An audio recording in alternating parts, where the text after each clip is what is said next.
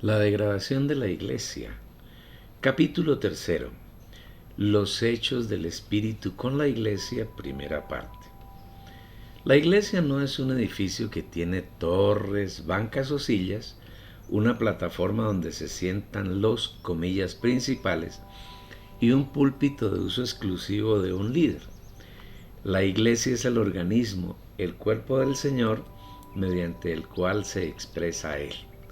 La Iglesia no es una organización humana ni es guiada por un hombre que se denomina pastor, líder, sacerdote, obispo, cardenal, papa o de cualquier otro nombre. La Iglesia no es el producto de un ministerio particular ni de ciertas doctrinas bíblicas o no bíblicas. La Iglesia es Dios mezclado con algunos hombres que hacen su voluntad, que viven exclusivamente para agradarlo, para oírlo, para obedecerlo y para hacer su voluntad. La Iglesia es Dios mismo viviendo y expresándose a través de aquellos hombres que Él escogió y predestinó desde antes de la fundación del mundo y que un día fueron regenerados, es decir, mediante creer en el Señor y recibirlo, fueron nacidos de nuevo, recibieron la vida eterna de Dios en ellos, junto con todas las riquezas de lo que Dios es, tiene y ha realizado. El inicio glorioso de la Iglesia. El comienzo de la manifestación de la Iglesia es glorioso, hermoso y sublime. El Espíritu Santo hablando, pensando, actuando y manifestándose por medio de los discípulos que habían aprendido a ser uno en el Espíritu y con el Espíritu. A lo largo del libro de los Hechos vemos algunos relatos donde el Espíritu se mueve en muchos de los discípulos. Encontramos en primer lugar a 120 santos que están en el aposento alto en Jerusalén, esperando la promesa que el Señor les había prometido antes de su ascensión. Jesús no les dijo cuánto tiempo deberían esperar, solamente les dijo que esperasen. Y estando juntos les mandó que no se fueran de Jerusalén, sino que esperasen la promesa del Padre, la cual les dijo: oísteis de mí. Hechos 1, versículo 4. Una vez que ellos despidieron al Señor en su ascensión, fueron al aposento alto a esperar que el Señor hiciera su voluntad. Pero en su espera no permanecieron ociosos. Tampoco se dedicaron a designar líderes, ni a elaborar un plan para evangelizar al mundo, ni a diseñar bosquejos para predicar el Evangelio. Ellos se dedicaron a orar, pero su oración era según el Espíritu. Es decir, ellos no oraban sus propias oraciones, sino era el Espíritu quien oraba en ellos y por medio de ellos. Pues esta es la genuina oración, la oración que a Dios agrada. Para mayor revelación acerca del tema, se recomienda la lectura del libro La oración en el Espíritu, del mismo editor y publicado en esta página. Todos estos perseveraban unánimes en oración y ruego con las mujeres y con María, la Madre de Jesús, y con sus hermanos. Hechos capítulo 1, versículo 14. Por eso, cuando llegó el día señalado por Dios, el día de Pentecostés, los 120 habían logrado dos cosas extraordinarias: la unidad del Espíritu y la unanimidad. Y fue así como el Espíritu Santo se derramó sobre todos ellos y dio comienzo a la manifestación de la Iglesia. El Espíritu tomó a un buen número de estos hermanos y habló las maravillas de Dios a la multitud de judíos que allí se había reunido. La unidad del Espíritu no consiste en ser uno con determinado hermano que ostenta un liderazgo, o ser uno en torno a doctrinas o a organizaciones, sino que la unidad del Espíritu consiste en que cada hermano sea uno en su espíritu con el Espíritu del Señor. Esto hacían los 120 en el aposento alto. Destacado. La unidad del Espíritu consiste en que cada hijo de Dios es uno en su espíritu con Dios el Espíritu. Esa unidad trae como consecuencia la unanimidad entre los hermanos, Es decir, somos de una sola alma y consecuentemente tendremos el mismo hablar, el mismo sentir, la misma opinión. El hablar, el sentir y la opinión del Espíritu Santo. De la misma manera, la unanimidad es consecuencia de guardar la unidad del Espíritu, y en ella todos los santos, los hijos de Dios, son uno en opinión, en parecer, en hablar y en decisión. Pero esa unidad de opinión, parecer, hablar y decisión no se supedita a determinada persona, sino que todos tienen el pensamiento, el parecer, la opinión y la decisión del Espíritu Santo, quien es el único y genuino líder de la iglesia. Así estaban los 120 en el aposento alto. Ese mismo día Pedro, puesto de pie con otros 11, para completar un total de 12, que es un número muy especial para Dios, testificando a la obra del Señor Jesús, la que había sido rechazada por los judíos, pero que gracias al hablar del Espíritu, por medio de los hermanos, los judíos presentes allí se compungieron de corazón, le rogaron que los orientaran acerca de qué hacer, y más de 3,000 personas, sin contar las mujeres, se reconciliaron con el Señor, fueron regenerados, nacidos de nuevo y añadidos a la iglesia. En todo esto no hay la más mínima intervención del hombre, ni de nadie distinto a Dios, el Espíritu Santo. Luego en Hechos 3 y 4 vemos al Espíritu tomando a Pedro y a Juan, que iban al templo a orar, sanando a un cojo de nacimiento, y por esa causa testificando de Cristo a una multitud. Si lees con cuidado las palabras proferidas por Pedro, verás que es una intervención del Espíritu. Pedro no había preparado ese discurso, ni había determinado previamente cuáles serían los puntos que tocaría en su disertación. Simplemente el Espíritu puso en el camino al cojo, le habló a través de Pedro, lo sanó y luego dijo las palabras que necesitaba la multitud. ¿Cuál fue el resultado de esta acción? Como 5,000 personas creyeron en Jesús resucitado y fueron regeneradas y añadidas a la iglesia. Pero muchos de los que habían oído la palabra creyeron, y el número de los varones era como 5,000. Hechos 4, versículo 4. Cuando Pedro y Juan fueron apresados por haber sanado al cojo, y al día siguiente llevados ante los gobernantes, los ancianos, los escribas y el sumo sacerdote, Pedro, lleno del Espíritu Santo, testificó ante ellos diciendo que Jesús, a quienes ellos habían crucificado, había resucitado de entre los muertos y había sanado al cojo. Igualmente les mostró que el Señor Jesús era la piedra que ellos habían rechazado, pero para Dios es la cabeza del ángulo de su edificación y que solamente en Él hay salvación.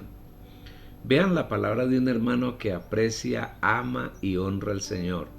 Si Pedro hubiese sido uno de los líderes insaciables del cristianismo contemporáneo, hubiera tomado para sí la honra de la sanidad del cojo.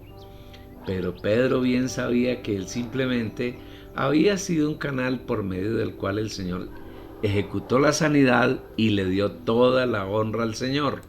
Obsérvese detenidamente la frase, Pedro lleno del Espíritu Santo.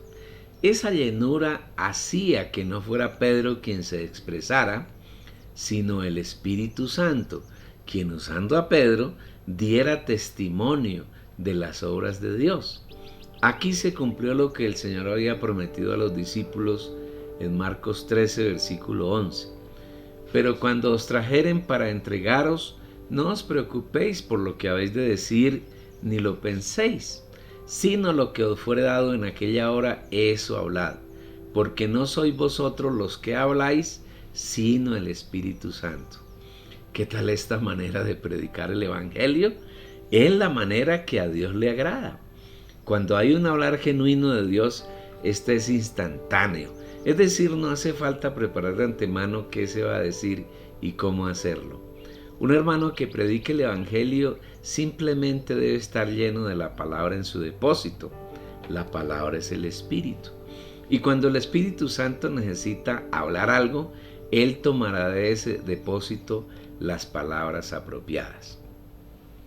Aun cuando estos gobernantes y personajes principales de la religión judía amenazaron a los hermanos, estos fueron impelidos por el Espíritu Santo a no callar ante las amenazas, sino a hacer que prevaleciera el testimonio de Dios.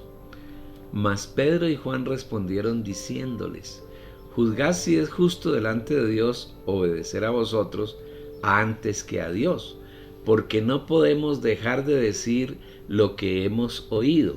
Hechos 4, versículos 19 y 20. Destacado: si no es el Espíritu Santo quien predique el Evangelio por medio de uno de los miembros de su cuerpo, la predicación se convierte en un evangelio pervertido. Cuando fueron puestos en libertad, se reunieron con los demás hermanos, y de esa reunión salió un clamor del Espíritu, una oración donde los santos no pedían nada para ellos, ni le pidieron al Señor que destruyera a los judíos, sino que les diera de nuevo de su palabra para anunciarla diligentemente. Y ahora, Señor, mira sus amenazas y concede a tus siervos que con todo de nuevo hablen tu palabra, mientras extiendes tu mano para que se hagan sanidades y señales y prodigios mediante el nombre de tu Hijo Jesús. Cuando hubieron orado, el lugar en que estaban congregados tembló, y todos fueron llenos del Espíritu Santo y hablaron con denuedo la palabra de Dios. Hechos 4, versículos 29 al 31. Cuando hay un grupo de hijos de Dios que andan y viven conforme al Espíritu, todas las necesidades de los santos son suplidas, inclusive las necesidades materiales, porque no hay apego a las riquezas terrenales, sino un total desprendimiento de ellas, para que todos tengan lo necesario, de acuerdo con lo relatado en los 6 últimos versículos del capítulo 4 de Hechos.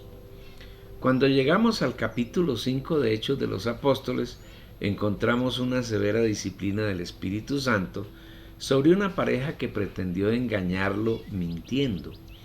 Los religiosos piensan que todo esto se dio por el poder y la autoridad que Dios había puesto en Pedro, porque lo había colocado como cabeza de la iglesia. Pero debemos recordar que la cabeza de la iglesia es el Señor Jesús, y en este caso Él obró usando a Pedro. Los hermanos fueron perseguidos por los jefes de la religión judía y no tuvieron reparos en echar a Pedro y a Juan en la cárcel. De allí los sacó el Espíritu. Cuando fueron llevados nuevamente ante el Sanedrín, una vez más el Espíritu tomó a Pedro y habló las palabras más apropiadas para dar un testimonio vivo, eficaz y verdadero de la obra redentora de Dios mediante su Hijo. Y aunque los religiosos azotaron e intimaron a los discípulos, ellos no dejaron de predicar al Señor. He aquí yo os envío como a ovejas en medio de lobos. Sed pues prudentes como serpientes y sencillos como palomas. Y guardaos de los hombres, porque os entregarán a los concilios y en sus sinagogas os azotarán. Y aun ante gobernadores y reyes seréis llevados por causa de mí, para testimonio a ellos y a los gentiles. Mas cuando os entreguen, no os preocupéis por cómo o qué hablaréis, porque en aquella hora os será dado lo que habéis de hablar. Porque no sois vosotros los que habláis, sino el Espíritu de vuestro Padre que habla en vosotros. Mateo 10, versículos 16 al 20. El Espíritu no tiene temor de nada, y quienes andan en él exponen su persona y su obra sin miedo. Observa que es el Espíritu de nuestro Padre quien habla por nosotros. Qué elevado es el Evangelio que habla el Espíritu Santo a través de uno cualquiera de sus hijos. Para predicar al Señor no hace falta una preparación especial en un seminario o en un instituto bíblico, ni una ordenación especial. Solamente vivir en el Espíritu y llenarnos de todas las riquezas que el Señor nos ha entregado. En el capítulo 6 de Hechos encontramos un problema logístico en cuanto a la atención con bienes materiales de las viudas griegas. Aún en esas cosas aparentemente carentes de importancia, el Espíritu Santo actúa y determina que los apóstoles se dediquen a orar y a permitir que la palabra de Dios fluya a través de ellos, y que un grupo de varones en número de 7 se encarguen de solucionar el problema de la distribución diaria. Quienes prestaron ese servicio a los santos debían reunir ciertos requisitos. Para servir a las mesas, buscad pues, hermanos de entre vosotros, a 7 varones subrayados, de buen testimonio, llenos del Espíritu Santo y de sabiduría, a quienes encarguemos de este trabajo. Hechos 6, versículos 2 y 3. En estas cosas aparentemente intrascendentes, pero llenas de valor para el Señor, es el Espíritu Santo quien hace sus obras a través de los hijos de Dios. Llegando al capítulo 7, encontramos que uno de los 7 varones que había sido escogido para servir a las mesas, varón que era lleno del Espíritu Santo y de sabiduría, fue lapidado y asesinado. Sus palabras antes de morir no fueron nada distinto a aquellas que el Espíritu Santo quiso hablar, y aún en medio del suplicio de la muerte, Esteban glorificó al Señor. El hablar de Esteban es una prueba de que la predicación y enseñanza de la palabra no estaba solamente en manos de los apóstoles, sino que todo aquel que está lleno del Espíritu Santo y de sabiduría es apto para ser usado por él.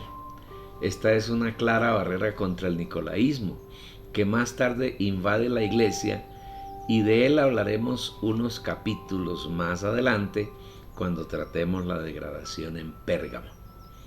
Cuando la multitud llena de furia crujía los dientes contra Esteban, este lleno del Espíritu Santo, puestos los ojos en el cielo, tuvo una visión maravillosa. Vio a Jesús de pie a la diestra de Dios.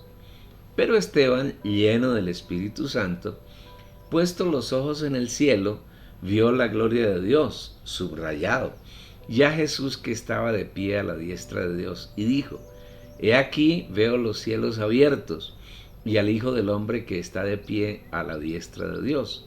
Hechos 7, versículos 55 al 56, tomado del literal griego. En otras palabras, antes de morir, el Espíritu le concedió a Esteban el privilegio de ver a Jesús ascendido, entronizado y glorificado. En el capítulo 8, la persecución desatada por Satanás en contubernio con los jefes de la religión judía fue aprovechada por el Espíritu Santo para diseminar a los discípulos, con excepción de los apóstoles, y llevar el Evangelio fuera de Jerusalén. Así se cumplió lo que el Señor les anunció momentos antes de su ascensión. Pero recibiréis poder cuando haya venido sobre vosotros el Espíritu Santo, y me seréis testigos en Jerusalén, en toda Judea, en Samaria y hasta lo último de la tierra. Hechos 1, versículo 8. En este capítulo es notable la predicación en Samaria. Sabemos que el pueblo samaritano era despreciado por los judíos, debido a que ellos eran una mezcla de israelitas y gentiles. Desde los tiempos en que Israel fue dividido en el reino del norte, la casa de Israel, y el reino del sur, la casa de Judá, después de la muerte del rey Salomón. Debido a la corrupción de los reyes de la casa de Israel, Dios permitió que el rey de Asiria invadiera la casa de Israel, lo llevara cautivos y trajera pueblos gentiles a morar en la tierra de Israel. De ahí surgió una mezcla de razas que los judíos despreciaban y no reconocían como israelitas. Estos eran los samaritanos, y envió allí a uno de los 7 que antes había sido designado para atender a las mesas en Jerusalén. Un gran número de samaritanos creyó y fueron añadidos a la iglesia. Pero cuando creyeron a Felipe, que anunciaba el evangelio del reino de Dios, y el nombre de Jesucristo se bautizaban hombres y mujeres.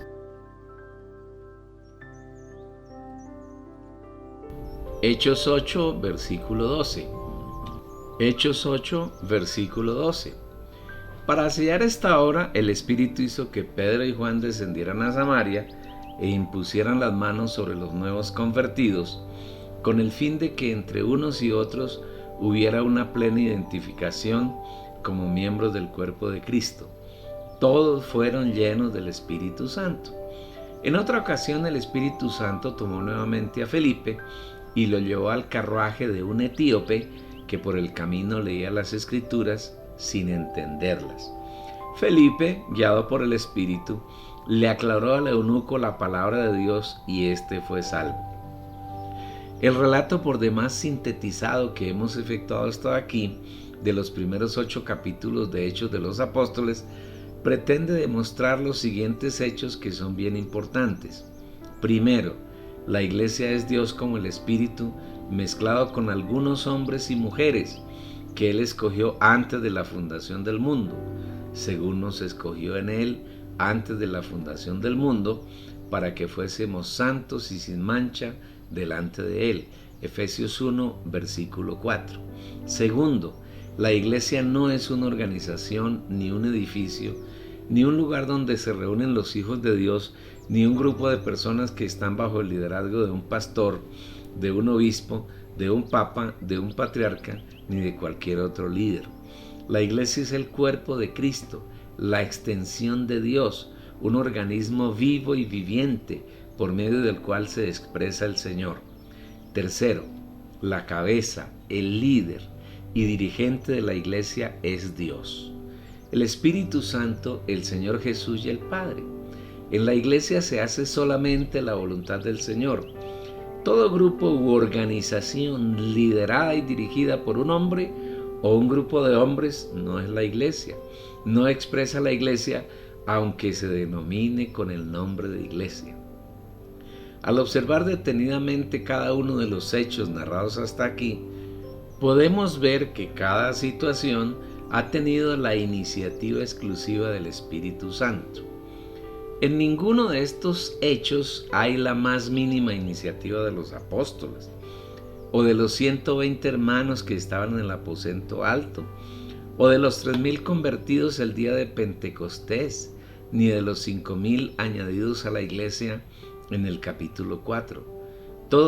Esto fue obra exclusiva del Espíritu Santo, porque, subrayado y en negrilla, todo lo que se pretenda hacer en la iglesia sin que el Espíritu Santo lo inicie y lo ejecute, no es una obra de Dios, y en ella participa el enemigo del Señor, Satanás.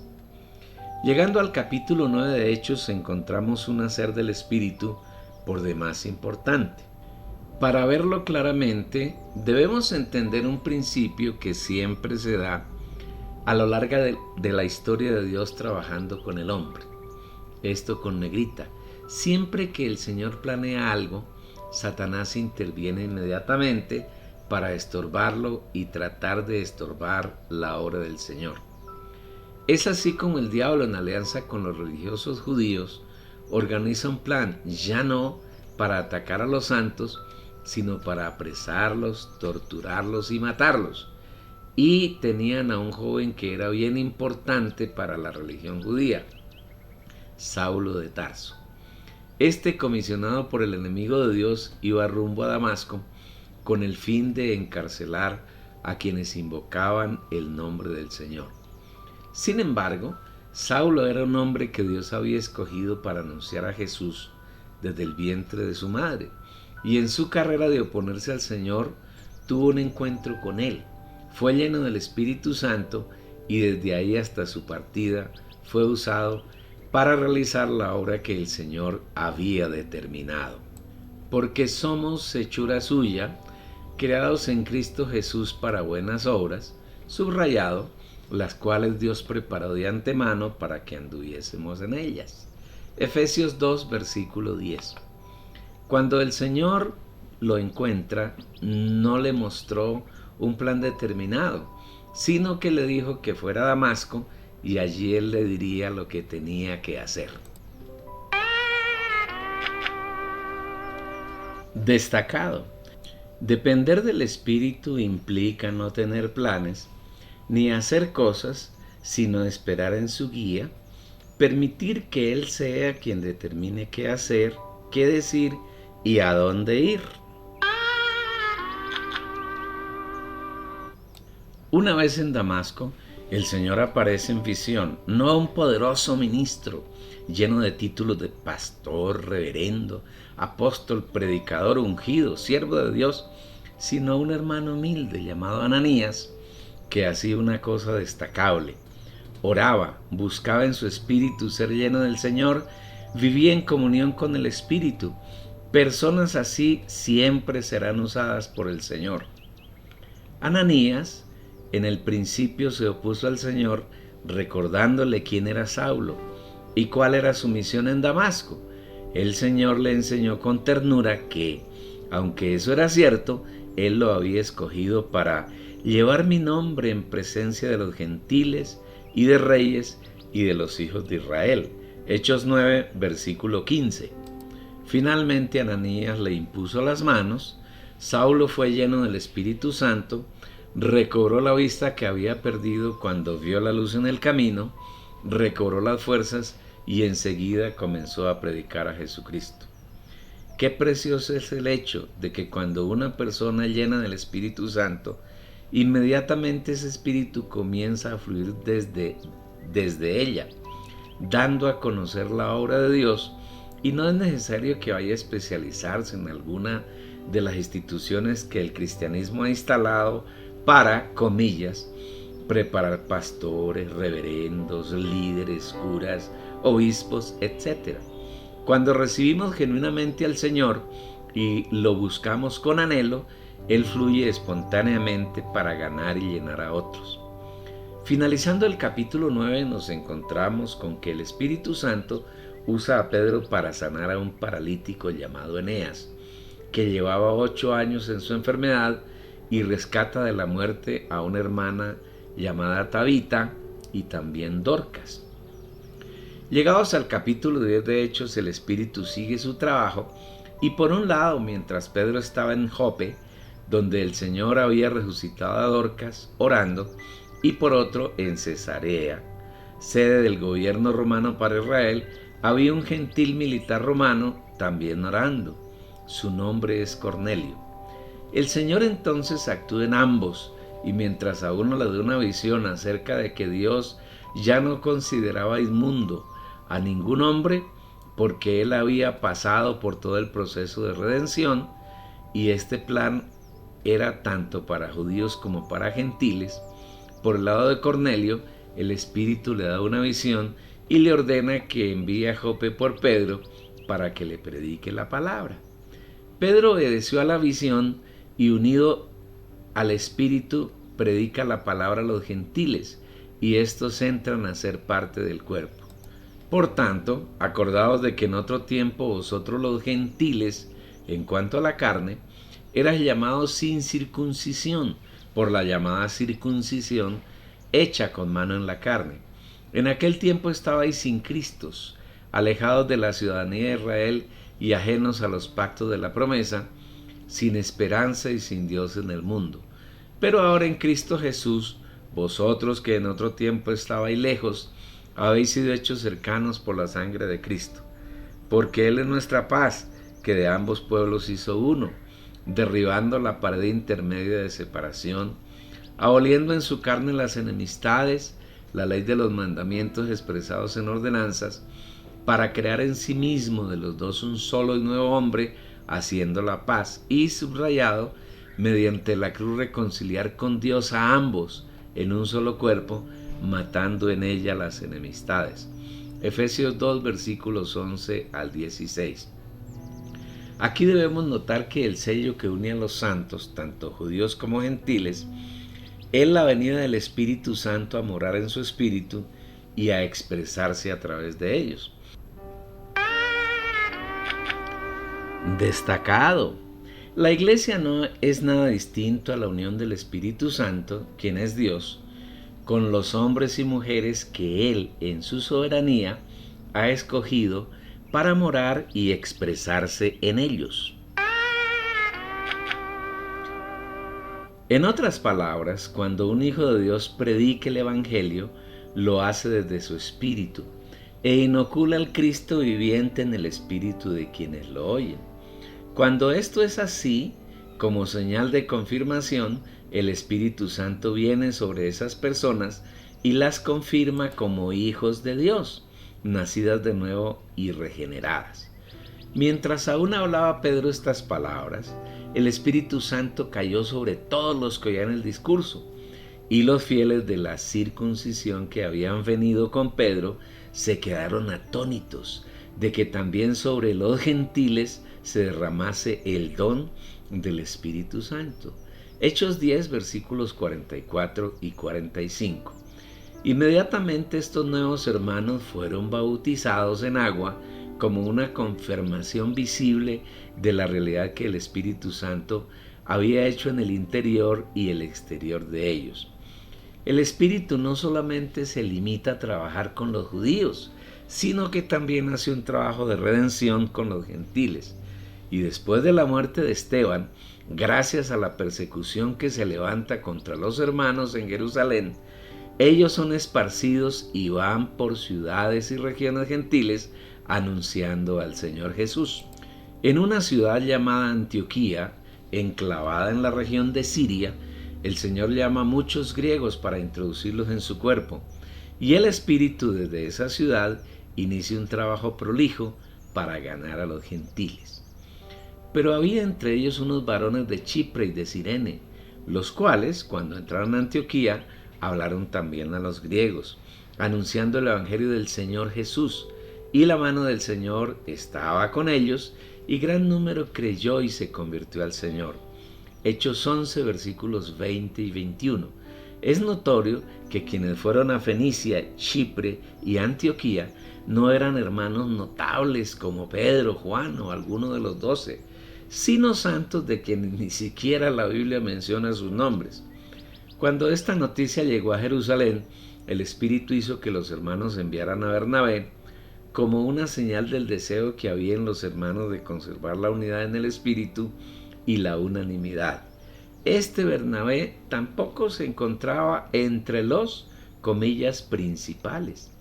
He aquí una clara demostración de que el Espíritu no trabaja solamente con quienes los religiosos llaman, comillas, principales, sino que Él hace su trabajo mediante un cuerpo con muchos miembros y utiliza a quienes quiere y en la forma como Él lo desea.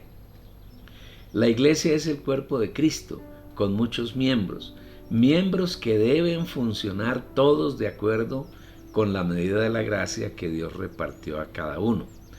Porque de la manera que en un cuerpo tenemos muchos miembros, pero no todos los miembros tienen la misma función, así nosotros siendo muchos somos un cuerpo en Cristo, y todos miembros los unos de los otros, de manera que tenemos diferentes dones según la gracia que nos has dado. Romanos 12, versículos 4 al 6. Llegados al capítulo 12, encontramos la persecución a Pedro y la muerte de Santiago, el hermano de Juan.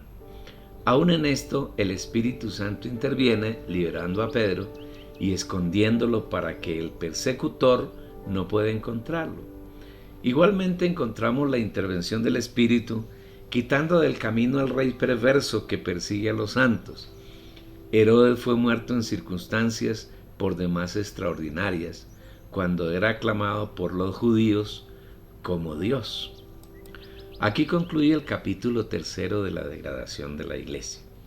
Espero que sigas disfrutando esta palabra y que la compartas con otro. Envíale la dirección de la página www.las-primicias.com